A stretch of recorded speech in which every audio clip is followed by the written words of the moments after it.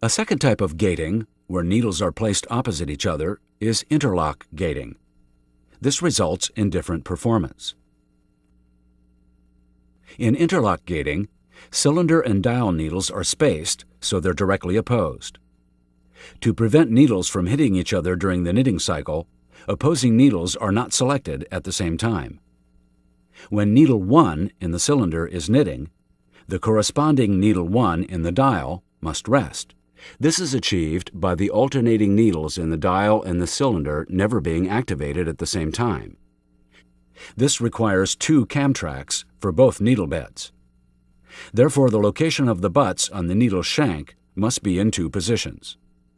Most commonly used are butts in short and long configurations, as seen in this illustration.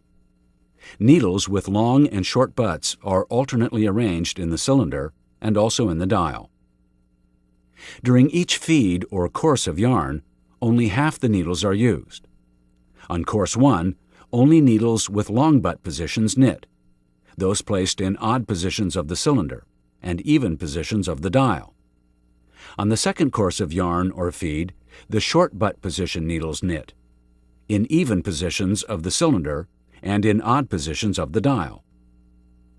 2 feeds are required to complete a full visual course of interlock knit, whereas in 1x1 rib knitting, only 1 feed is required to make a visible course.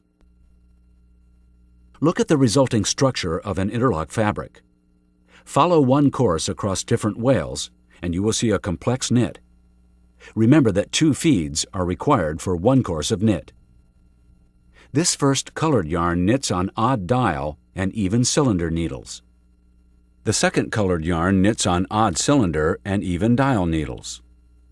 Because loops interlock and alternate from the front to the back, the structure of interlock fabric is much more rigid and stable than that of a rib. At closer inspection, you can see that interlock is the meshing or interlocking of 2 1x1 rib courses. This prevents adjacent wales from having mobility. Different double knit constructions can be made on rib and interlock gated machines. Needle selection by mechanical and/or electronic systems, along with yarn selection, determines the